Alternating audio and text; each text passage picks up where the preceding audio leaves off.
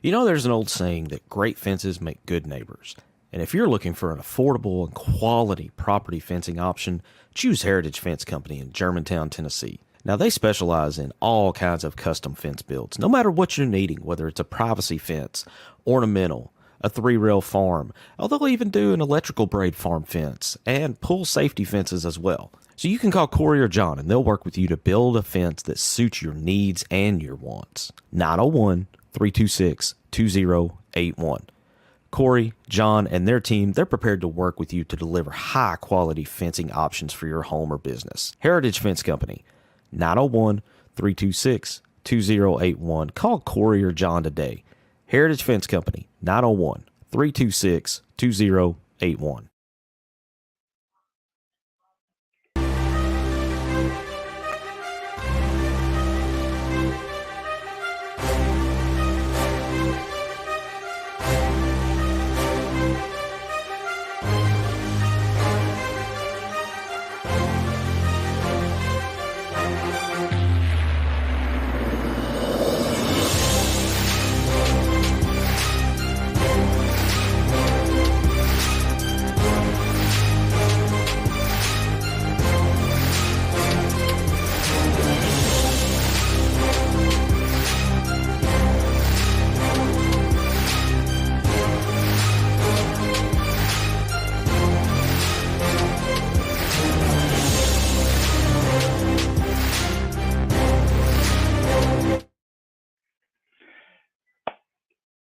And welcome to Just Off Markham. I'm your host, Jason Patterson, here on the 4-Star Sports Media Network.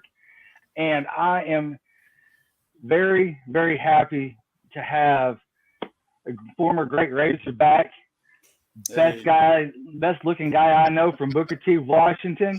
I got Landis Williams on the line, man. Landis, how you doing? I'm doing blessed, man. Everything is really going good right now. I can't complain, brother. That's a nice introduction, man. That's a nice introduction. I appreciate it. No problem. I don't gonna lie. I was sitting there thinking about it. I'm like, how am I going to do this? Okay, it was after we just talked just a second ago. I'm like, I'm gonna throw it in just like that, man. Hey, man, if you're gonna do it, you got to do it big, brother. Just go ahead. If you're gonna do it, throw it on out there. You only live once. Exactly. I mean, it doesn't matter if you're out there putting this out there or you're having just, I don't know, do it big. Anything you do it big in life, man. So and if you smile, it always looks better. Put a smile on, even if you're having a bad day. Just smile about it, man. It makes that go a little bit better. Always. Man, I'm gonna tell you, Arkansas's got a little bit of a tough matchup tonight, don't they? Well, I got to tell you, man, they do, but I think it's going to be a force of will, man. You know, UConn definitely had a good team, but Arkansas kind of didn't hit that peak, right at the time, that tournament time. And honestly, man, Davis has got to be sitting about 15 feet high, man, because he had 21 points that second half, which, right there is so much momentum. And that's that, man, they can ride that heat wave right into the next game. It's so much confidence. And I really liked at the end of the game when they was all in the locker room, like with the water bottles, you seen the camaraderie. So Coach Muss really got them together, man. UConn going to have a lot on their hands too. With a performance like Devo had in the second half against Kansas, how does that infect the team as a whole, not only in the second half, but in the days between the two games, going into that Sweet 16? What type of juice does it give the team? Well, I think when you play sports, man, you're only as good as your last game. And they just beat the number one seed, bro. So they got to feel like, man, if we can beat the number one seed, who are we? You know what I'm saying? If we got the number one seed down, they got to be feeling pretty good, man. So I think that Davis, he really like when Corliss was like the go-to man with us back in the day. You know what I'm saying? We knew we had that 20 and 10 guy, so we could do the 40 minutes of hell ripping our run in place because we had that rock in the middle. When you seen Davis's emotion at the end of the game, that he started crying, you could tell him feel like I got this. You know what I'm saying? I didn't want to let my coach down. I don't want to let my team down. And that the fact that he did it, hopefully he can go into like some sort of peace. Don't try to carry it all by himself, but he is capable of doing it, and the team knows it too. So they got to be feeling pretty good right now, just knocking off a number one. Yeah, and I was thinking about this for just a second. And you talked about the team peaking. We didn't see that towards the end of the SEC slate in the regular season. Yeah. We really didn't see too much of it during the SEC tournament. For a team to flip the switch like they have, what type of confidence does that team have to know, you know what? We may not have had it the last 10, 15 games, but we know inside ourselves we do. What type of mentality does it take for a team to have that confidence?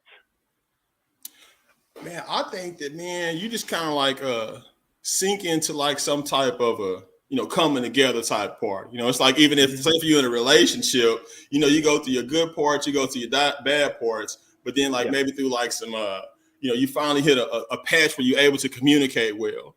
You're able to start doing a lot of things you never did before well. And I think that the key is going to be, I think it's going to be Davis. If he's able to get into a good rhythm in the beginning, hopefully Arkansas can come out and like hit some shots in the beginning, because you don't want UConn to be able to slow this thing down and get the big man involved.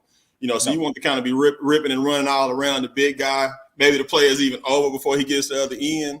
But like I said, man, they just kind of clicking at the right time, man. They get hot at the right time. Davis really was hitting a lot of some difficult shots too, some well contested shots. So I think that you might not you had some losses in the SEC tournament, but right now, man, you knocked off a number 1 seed, brother. That's a potential national champion right there. So they got to be feeling pretty good right now, man. I know I'll be walking around like this, like, look what we did, number 1. That's like beating Tyson, so you like Tyson now. This thing, I got a shot at this, so I got a shot at it, man. They could just do just as good as anybody else. You had a couple of players that were still on that Kansas team this year that Arkansas just beat, that won a national championship last year. And you knock off the defending national champion. Does that add an extra badge to your jersey whenever you walk into that next game? Man, anytime you beat a national champion, that's like knocking out the biggest dude in your high school, bro. But I will give Arkansas all the credit. They did beat a good team, but I'm from Tulsa. Coach Self is from Tulsa. He's a great coach. He was not able to be there for the last last 2 games, which we hope his health is getting a whole lot better. But Coach Self is a guy that brings people together. He's a leader. And they really missed him. Obviously, Kansas got took to the ringer by Texas. So they kind of, you don't want to back into the tournament. They had just lost by 20 to Texas. So they was kind of ready for the picking right there. But right now, man, Arkansas's got to feel good beating the number 1. So they got to feel good and confident. But hopefully they ain't too hot up. Hopefully they be like, all right, man, what we just did that last game, we're going to have to do it again. And who was that? Jelani Wilson for Kansas. That guy's, he's a stud, man. He's a stud, and they was able to really kind of put him in some difficult situations where he couldn't get to his spots and get his shots the way he wanted them. So they played good defense, man. Arkansas got a lot of good nuggets, a lot of good pieces to play. So, yeah, they got to be feeling pretty good right now, man. So with Musselman's approach to each game, it's kind of like a professional. I love his energy, man. With that professional approach he has, and I'm sure that Nolan had something that was similar to this as well. Whenever you were playing, you got some guys that they're going to get theirs. That they're going to get their 20 and their 10, and that's just something that you're willing to live with as a coach, as a player, and. Arkansas was able to let Wilson get his, and then they, shut down Grady Dick, shut down that inside with the inside game of Tulsa as well. Do you see Arkansas maybe taking that approach also with Connecticut tonight?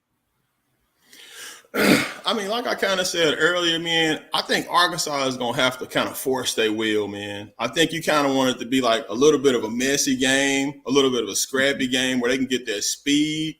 And it's going to have to take them hitting some shots. They're going to have to knock down some shots, because if they get in the hole earlier, the big guy's really going to be able to force his will on Arkansas. And that's what we don't want. We want them to get in, a lot of fast paced action, like him, a lot of little like nets, like going around somebody, he's swatting them off. And then they start knocking down some buckets, hope they can get a lead early. and play from the beginning, because the last game against Kansas, they had to come back from behind, like all the way almost towards the end of the game, and they pulled it out towards the end. We don't want to be biting our nails the whole day, man. We don't want that situation. So let's come out on fire. Let's hit some shots, and let's dictate the pace. So I think the biggest game going to be is they hit some shots in the beginning, get a lead early and start dictating the pace of the game. Don't let the big guy dictate his stuff. Get to the free throw line and all that stuff. Yeah, we saw him was play bully ball with St. Mary's inside. I watched, there was one particular play that really stood out to me. He caught the ball at the baseline, and he was right at the out-of-bounds line. And he took 2 steps back, just threw his butt straight into that dude's midsection and backed him up like he was a forklift. Man. And I thought, man, I'm going to tell you what. It's a forklift. You heard beep, beep, beep. Yeah, that's true, man. But you know what? That's what Corliss used to do, man. Corliss used to get their position and lock and load, and it was a route. And Arkansas don't got them bigs like that. They got a lot of like those stretch fours, that lengthy stuff, maybe the outside shooters. So if he able to set up shop in there like Walmart in that paint, it's gonna be a long day, man. We don't want him to be able to like the forklift. You know what I'm saying? He just picking up pallets and stuff, just moving around. And then we might get in foul trouble too, trying to mess around like that, get pinned up under that basket real fast. So we don't want nothing like that. Nah, I want to go back to what you said just a second ago, because you know something a little bit about nail biters in that 94-95 run. You guys saw Texas Southern. You guys are the cardiac hogs, and it's like part 2 now, because you look at Texas Southern, y'all won 79-78. Follow that up. That was a crazy run there, brother. Oh, my God. And then you saw John Wallace there against Syracuse that next game, and that was a 96-94 win in overtime. And that's when Lawrence Bowden called that timeout, and they didn't have one right before for us to get out of Austin. Yeah. That was crazy, man. And then you followed it up with another overtime win against Memphis, 96-91. And you kind of wonder, how many more times can the Hogs survive with those 1-point, 2-point victories? But like Coach Richardson always said, it doesn't matter how you played the game. As long as you got more points than the other guy on the scoreboard, your job is done. Hey, man, it's all about getting that W, man. Through college basketball, it's a game of spurts, a game of momentum. You know what I'm saying? So you start out, you might start out slow. You might start out fast. But either way, it's like if your back is against the wall, you're going to come out fighting. So if you come out high, the other team is going to be like, all right, I got to get back in this game. So they're going to come back with a push. So you're going to have to be able to withstand the blows coming at you to keep the momentum going. Mm-hmm. So, but back in them days, man, we had like Corey and Clint and Scotty, it was a whole different situation. Yeah, man, because we had a lot of older established players, and it was a second run of a long year. There was a lot going on. We had people getting ready to go to the NBA and things like that. And so you never really know what's exactly going on between people's head. But, hopefully you can just stay focused. Like in the beginning, I was like, man, you want to keep it simple with just going to school and just playing basketball, man. So, but it's going to be a game of runs. Ain't nobody coming out there to lay down. They was doing they preseason workouts the same way Arkansas was. So there's nobody come out here to get this far and just lay down. There's only 16 teams left, bro. That's a badge of honor right there. Out of all the teams that started this thing, we're down to 16, man. So that's a good deal right there. And you look at the last 16 teams that are standing. You have a Florida Atlantic and you have a Princeton that they're more of a schematic. What about Princeton, though? My God. They're still running that back draw, man. Oh, my goodness. They got a couple of ball handlers that can create and get there now, though. So they got a good situation, man. This will be a rough draw right there. I really like not to go across the SEC, but Alabama, man, that's a nightmare right there, bro. I'm gonna tell you, whenever when Arkansas was playing them here at Bud Walton, and I saw that so Arkansas was down by I think like 1, and Alabama made 3 straight trips, hit 3 straight 3-pointers. Pushed it back to 10 points with a couple of minutes left in the game. And I thought, man, I don't think there's anybody that can stop these guys.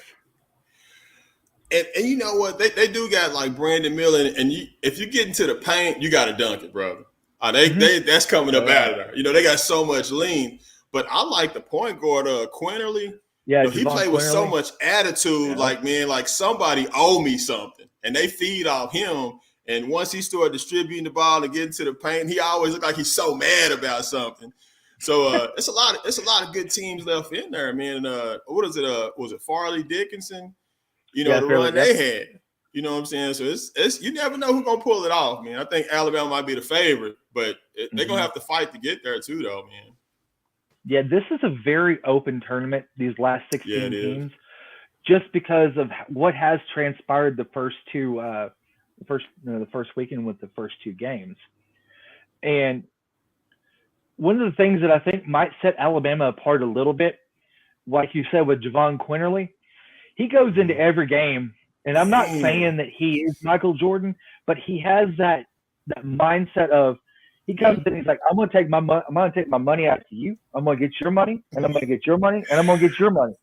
He out there checking people pockets, brother. He like, what you got in your pockets, man? It was always like he was just so angry and so irritated. I was looking at the clock like, man, ain't y'all winning? You know, but he mad. It's like he got unfinished business. Like we got it. We done been here before, you know, when they had a couple years ago, they had a really good All-Americans. Now they play in the NBA, but they didn't get the job done. So I'm pretty sure he was like, man, we got to get this thing done, man. I'm tired of getting there a little bit, not making it, getting there a little bit, not making it. But now, you know, they number one pick. They probably got a lot of pressure on themselves too, but it don't matter when you're saying, like, it don't matter who we playing, we finna win this game. We finna get this thing done. So that's kind of looks like how he plays. Really quick, I'm not trying to really expand too much in Alabama, but I do feel that this does transcend every basketball team that's in the tournament that does play on a yearly basis. That the type of negative PR, the negative everything that surrounded this team. How does a coach and how do the players try to keep that noise from getting in that inner circle? Well, man, I think that's kind of like you got to get that me against the world attitude, man, because it was some very rough stuff that was happening, man. You know, and this, you know, once you get into this is when we really want to turn the social media off too, because you got to understand you're dealing with 18 to 23-year-old kids, you know, and it's a lot of stuff. You got legal situations happening. And so, you know, you get throwing all that stuff, it can weigh you down. But in the end, it's going to be your family right here. You know what I'm saying? Because I went to war with this guy. I don't really know the whole logistics of what everything that happened. But it's got to be us against the world because we only going to be as good as this next game. You know, and you only get 4 years to play college basketball. So you want to give it everything you got. And I'm pretty sure they rallied the troops and was like, man, listen, right, wrong, or indifferent with this situation, we're going to ride or die with everybody in this locker room. You know, so you got to rally the troops, and it's us against the world type of mentality, man. And, you know, we could all have our issues and what we want to say about the things that happen, you know, a lot of difficult things too. But in the end, as far as the Alabama Crimson Tide will be concerned, it's us against the world. You know, got it. You know, that's kind of where it was at Arkansas too. After the championship team left, we was trying to find our identity. You know, we was like, so who are we got? We done lost Corliss, Scotty. You know, we got 2 national championships. You know, you got Todd Daly, Mayberry era. You know, who are we? You know what I'm saying? So we started to find our groove later on, like my junior year at the end of our sophomore year, but we ended up losing UMass in Atlanta. But it took a lot, man, because you got these young kids coming really behind the legacy of Corliss, you know? So it was a lot to kind of take on, but you learn to grow up. You learn to grow up under fire. Definitely. You know, I think that Lee and Darnell, they really tried to establish themselves as an individual that's not Corliss, but still have Corliss type numbers. And I think, you know, they did a hell of a job. Yeah, and, they did. Yeah, they did. You know, it's when you have a guy like Corliss come through, it's hard to walk into that guy's footsteps because the shoes that he walked in across that campus. Big nasty, man. Yeah, he's one in a million, man. Maybe Joe Johnson. You know, Joe is also one of them super skilled players, but you know, you just can't replace Corliss, man. You know, he's from Russellville, Arkansas, born and bred Arkansas guy. And I think that Darnell and Lee, just they love being in Fayetteville. And I think Darnell was the number one rated center coming out of California when he was there. And it was some big shoes to fill in, man. But I think that it was a lot of youth in there, and we was just really trying to find our identity, you know. And so then when Kareem, Pat, and D Hood and them came, we was kind of all looking at each other like, what is this finna be? You know, so we kind of had to throw it together, man. And, Coach Richardson he probably had to come back in from being riding the high hog to really kind of being like, I'm going to have to coach these kids, man.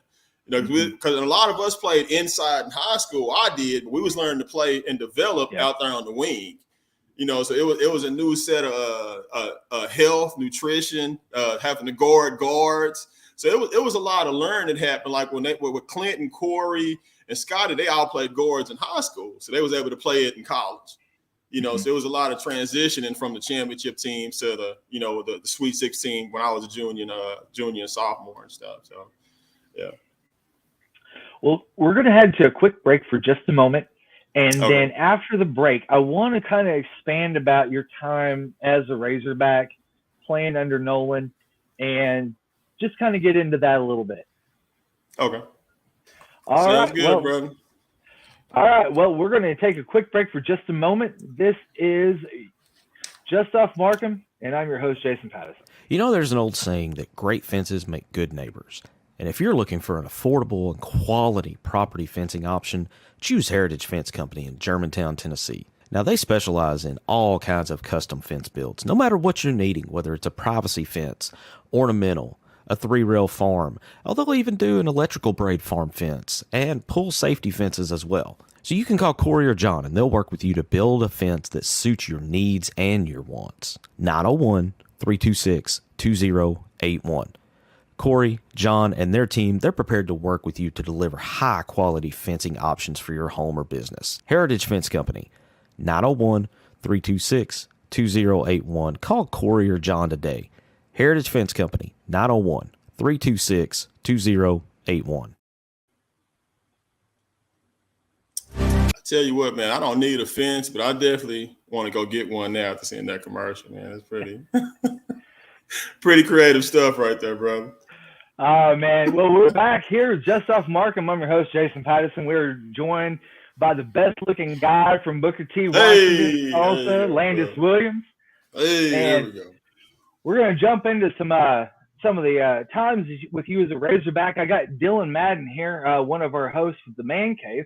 And Dylan's got a couple of questions for you here, Landis. Let's do it. What's up, Landis? How's it going there, brother? I'm kind of currently at work right now. So it is what it is. No, just we got to do what we got to do, man. Being on the show with you. Yeah, that's right. Just kind of sitting in the background of the show. I don't know how you and Pat Bradley were on the same team and got anything done. Y'all must have been able to take the little goofiness that y'all got and put that to the side when Nolan put his foot down. Well, I tell you what, man. Nolan was a trailblazer, man. He was it was what it was, man. You know, he really wanted to set the pace, but he also had a bigger vision, way bigger than basketball, man. And I think Pat was hilarious, man.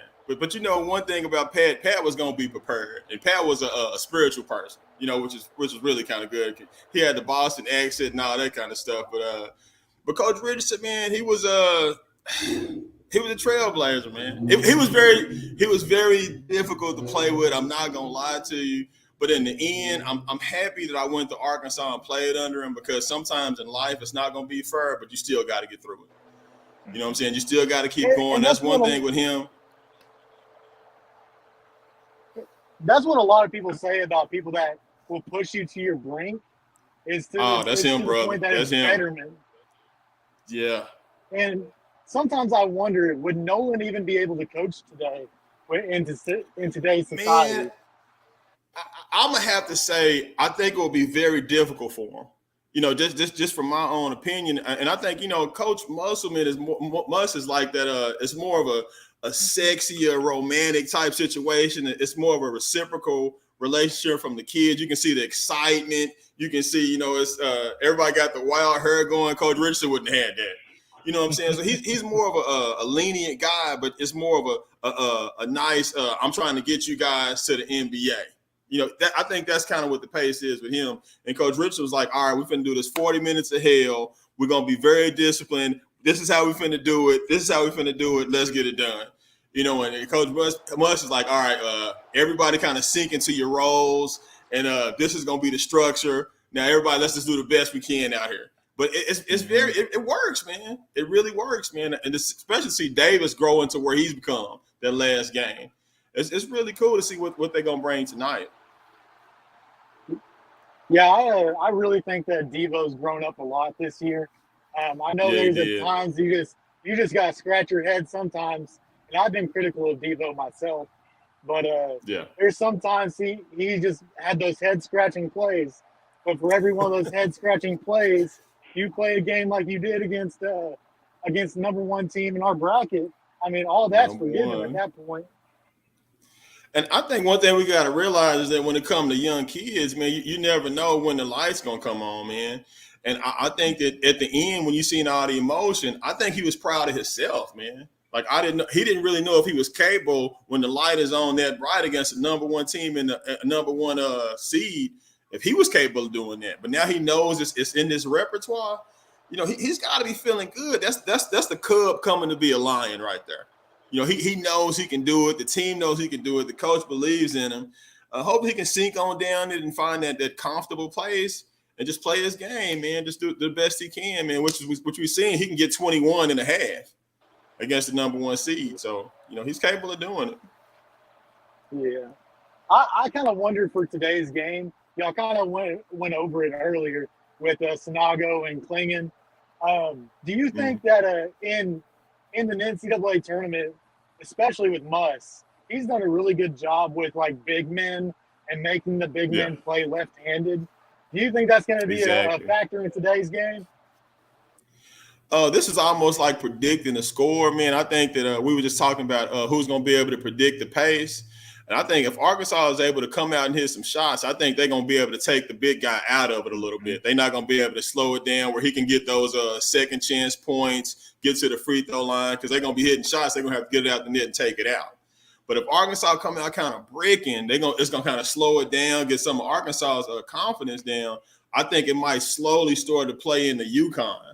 And we don't want this slow kind of wait for the big guy, let him get in there and get set so he can start throwing people around, like you say, the forklift situation. We don't want the forklift coming out, man. Exactly, man. We want them to be, kind of moving all around, some shots going down, a steal here, a steal there, some high percentage buckets going in, get Davis off early, man. And we don't want this big guy predicting the pace, man. It's going to be a long game if that's the situation, man.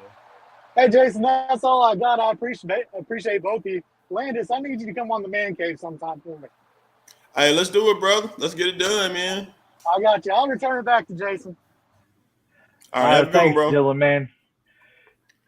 Man, so let's talk a little bit about it. What was some of so going back to when you were a freshman, stepped on campus at Arkansas, you knew a little bit about Coach Richardson from the stories that you probably heard while you were in Tulsa, and then what you have experienced with Coach whenever he was recruiting you.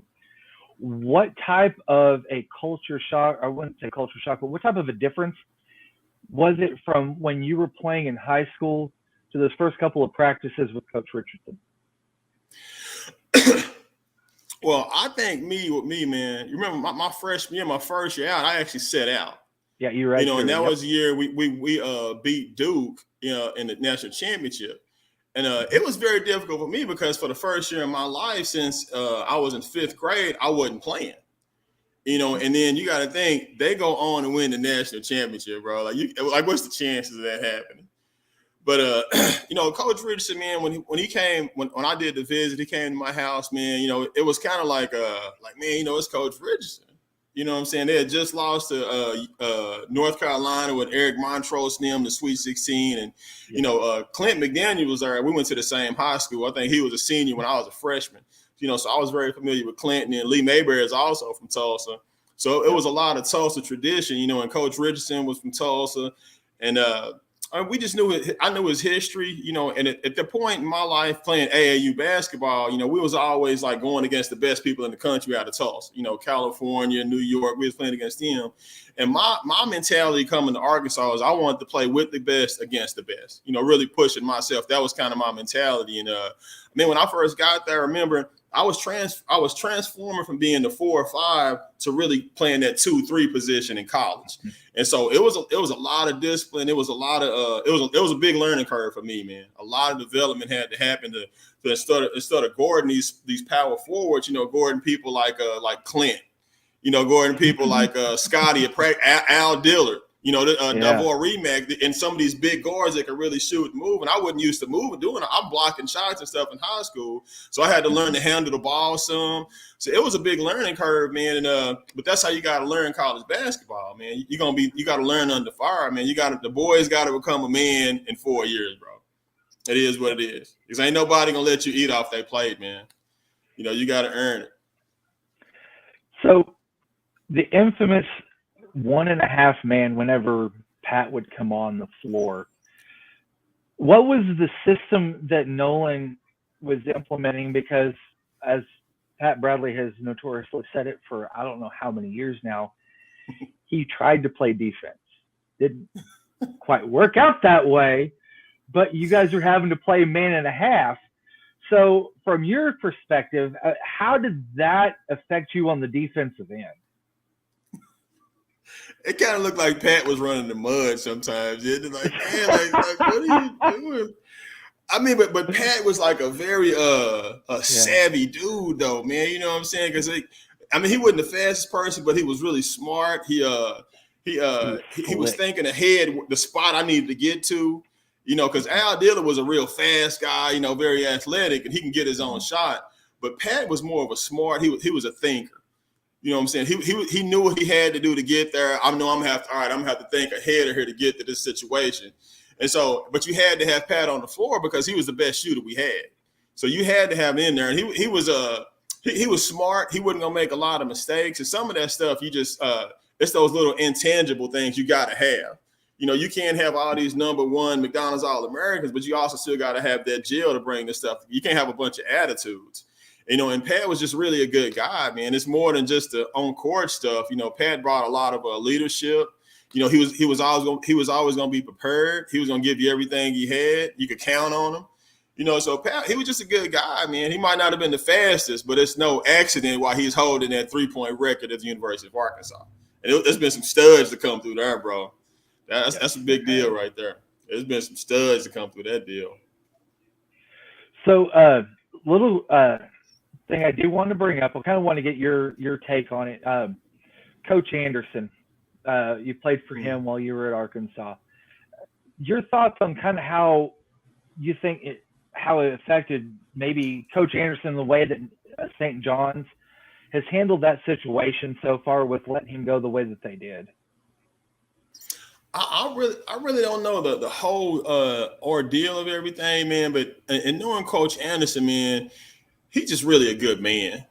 He's really a good person, and he's always about just trying to do things the right way. It might ruffle some people's feathers, man, but in the end, man, it just really kind of shocked me that he went to St. John's. It's because it's on the East Coast. He's from Alabama, Tulsa, UAB, where he's from, Arkansas, and I was like, man, now he's in St. John's.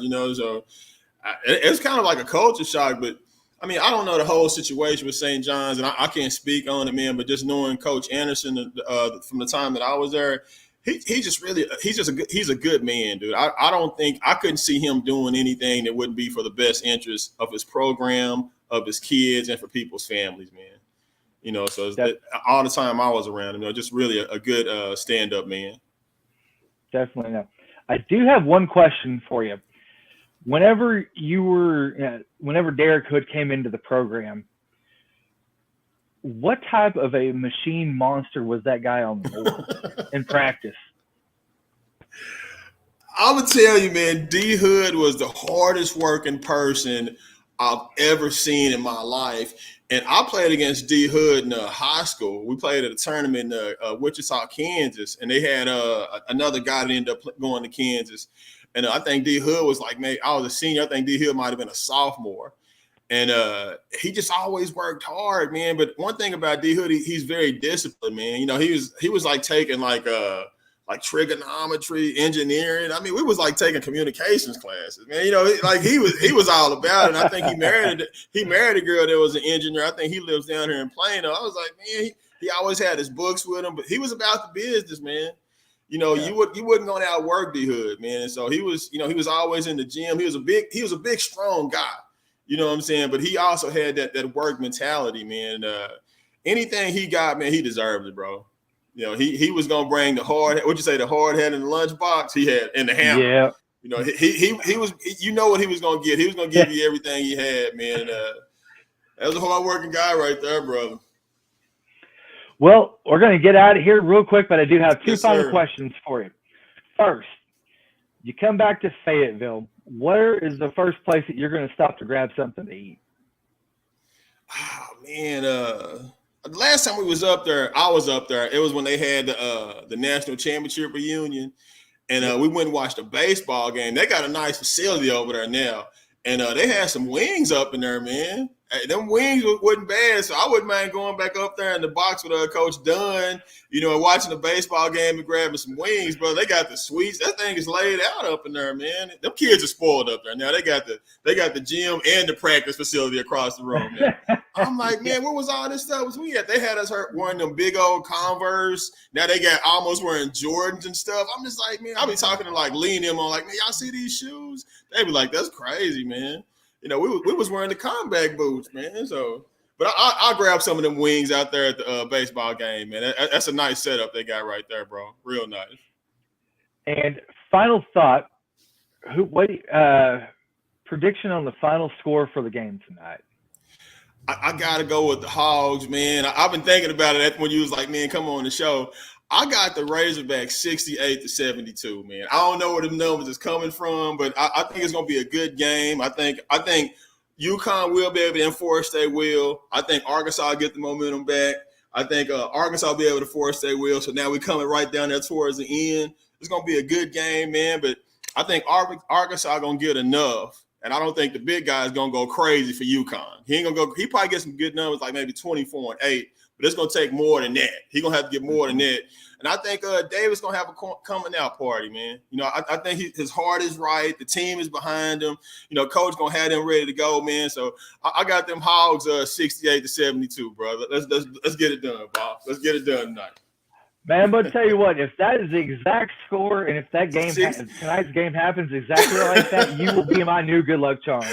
Rubbing the genie, brother. Rubbing the genie, man. Let's get it done, Hogs. All right. Well, Landis, I appreciate you coming on with me today. We are actually going to be doing a part 2 here in a couple of weeks with you. So we want to invite everybody else to come back on, and we're going to talk a little more about your story after you were a Razorback and kind of just hear your story. We want to definitely dive into that. So look forward to having you coming back on. And everybody, again, Arkansas plays tonight on CBS at 6:15 against Connecticut. And be sure to tune in. There's going to be lots of sports bars that are going to have this on, or sit in your house and get your creature comforts and definitely jump in with that. So my final score prediction for Arkansas tonight, they have to keep it in the 70s. They cannot keep it in the 50s and 60s, or Connecticut will end up probably motorboating them pretty good. I mean, they're gonna run them over. If Arkansas can keep it in the 70s, I think that they're going to win 79-72. So that is my final score prediction. And so Landis, we'll catch up with you again here in the next couple of weeks. And thank you for coming on. This has been Just Off Markham, and I'm going to Shays and Patterson. All right, just have a good one, brother.